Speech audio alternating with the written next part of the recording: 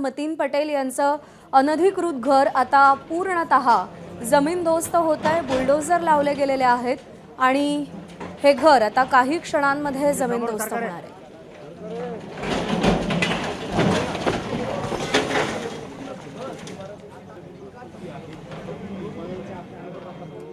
हे बांधकाम हे घर अनधिकृत असल्याचं समोर आलंय। महानगरपालिकेनं 2 वेळा नोटीस बजावलेली होती आणि त्यानंतर हे घर आता जमीनदोस्त करण्यात आले। दरम्यान या सगळ्या कारवाईमध्ये मतीन पटेल नेमके कुठे आहेत हे अजूनही कळू शकलेलं नाहीये। निदा खानला त्यांनी आश्रय दिलेला होता याच अनधिकृत घरामध्ये आणि याच घरात निदा खानला ताब्यात घेतलं होतं आणि हे घर आता जमीनदोस्त झालंय।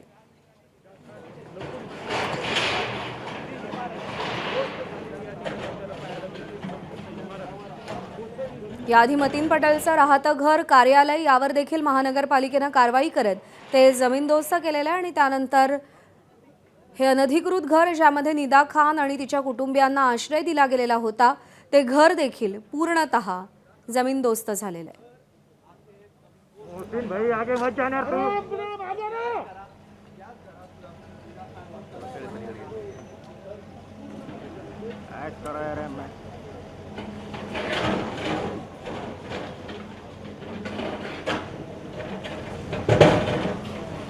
काय मिळवलं पुढे जाऊन।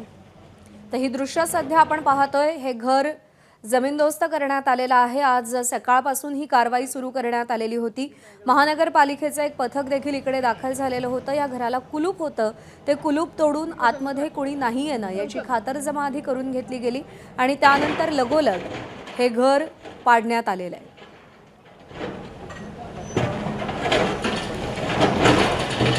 चला चला मामा, चला पुढे थोडं मामा। एबीपी माझा, उघडा डोळे बघा नीट।